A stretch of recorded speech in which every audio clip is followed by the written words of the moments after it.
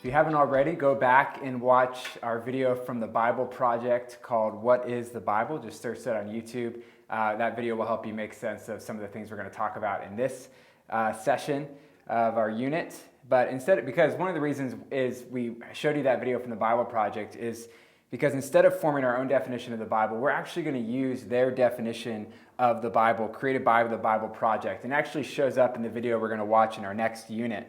But we're going to use it as our running definition throughout the course. And I like it because it's a simple definition, and there's plenty more that we could add, but it's a good start. It gives us something to hang on throughout this course. And here's their definition of the Bible.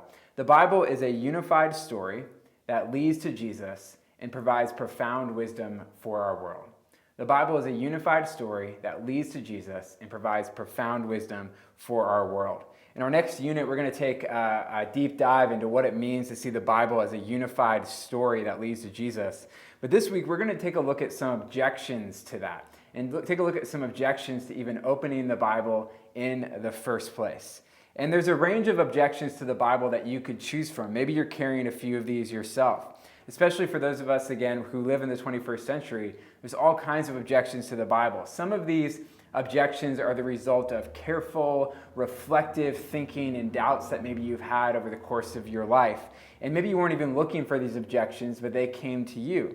On the other hand, some of these objections sometimes our objections can be very surface level, and we haven't really thought through them very much, but we picked up this objection somewhere, and it's something that we hold on to. We don't have, instead of talking about every single objection, we don't have time for that. We're going to talk about 4 kind of major objections to the Bible in our cultural moment. And we don't have time to talk through kind of every aspect of these objections, but I just want to bring them up and then destabilize them just enough to allow us to get as much as we can out of this course. So the first objection is what you might call the cultural objection. The cultural objection. And this objection says the Bible is on the wrong side of history. In particular, for those of us living in the progressive West, especially in progressive cities, the Bible feels like it's on the wrong side of history when it comes to slavery or the way it talks about women, or especially right now the way it talks about sexuality. You know, for example, the Bible doesn't speak out against slavery, just includes it as a fact of life, and it feels like the Bible can be complicit in it.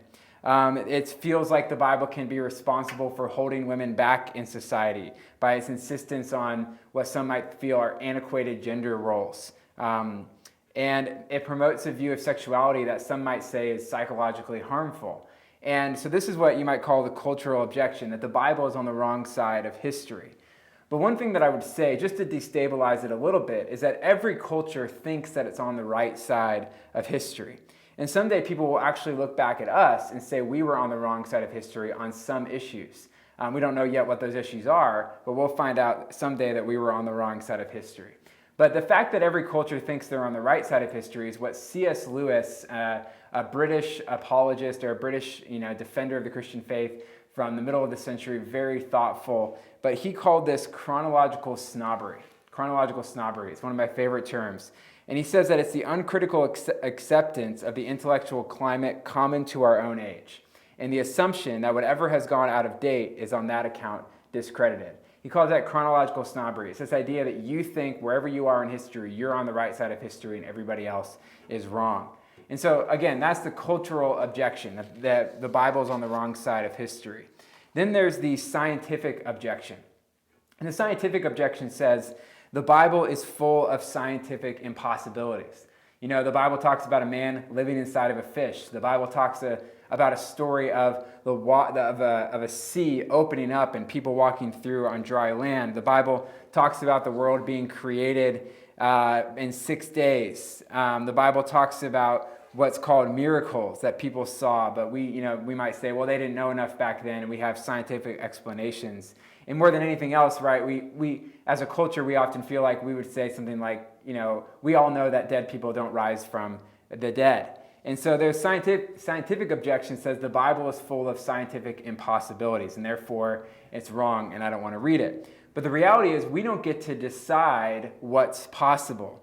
Just because we've never seen anyone rise from the dead, or because we've never seen a healing, or because we've never seen a pathway form through water and people walk on dry land, doesn't mean these things can't happen.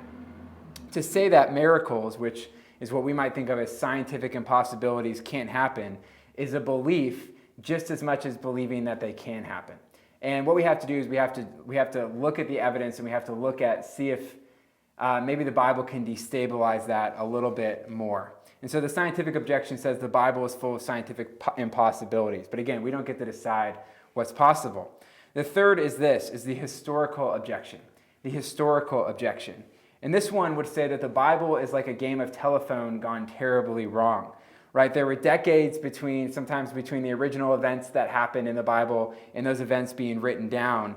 And then in addition to that, there's been thousands of years where copies upon copies upon copies of books of the Bible have been made. And it's likely, right, some people would say, of course, legendary details or errors got introduced during that. And even more than that, people have questions like, who got to decide what's in the Bible in the first place?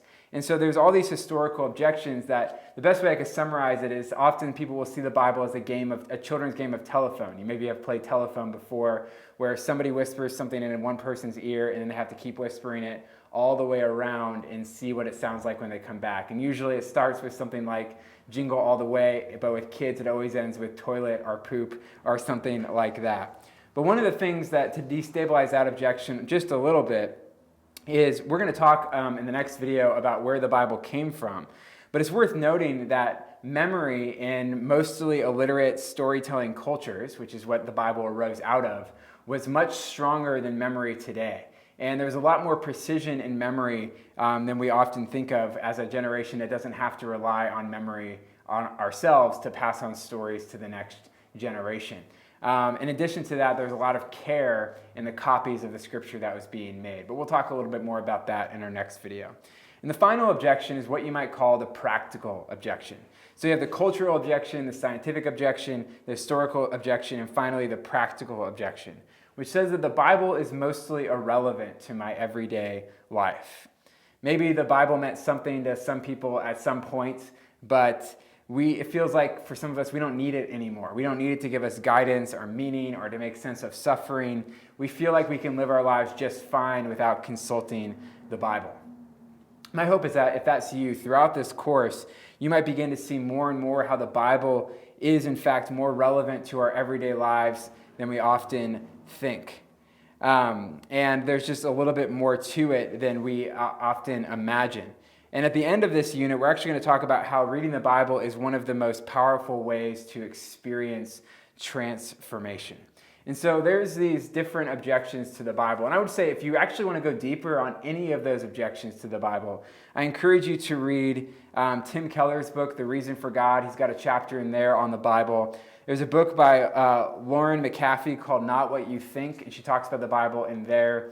And there's a book by Rebecca McLaughlin called Confronting Christianity, and she talks about some of those issues, especially those cultural objections, in that book as well. And that might give you some help in going a little bit deeper if you'd like. Now, before watching the next video in this session, just consider the following question, reflect on it for a little bit. Of those 4 objections, which one resonates with you the most? Or is there anybody in your life that those might resonate with as well? And then I would also ask, are there any other objections that you can think of to reading the Bible?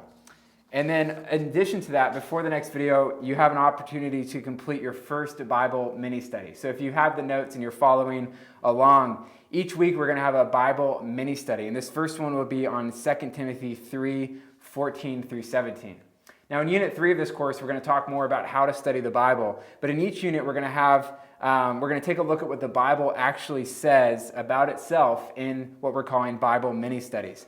In this unit, we're going to look at 2 Timothy 3:14 through 17, which is one of the most significant passages in the Bible for understanding what the Bible says about itself. For some context, it's a letter written by the Apostle Paul, who was a Christian church planter in the decades immediately following the historical events of the death and resurrection of Jesus. And it's written to a church leader named Timothy, who lived in the ancient city of Ephesus. But as you read this passage, 2 Timothy 3:14 through 17, just consider the question, what are you learning about the Bible from this passage? Take about 5 minutes and complete those questions. Write down what are you learning from the Bible from 2 Timothy 3:14 through 17. And then you'll be ready for the next video in this unit.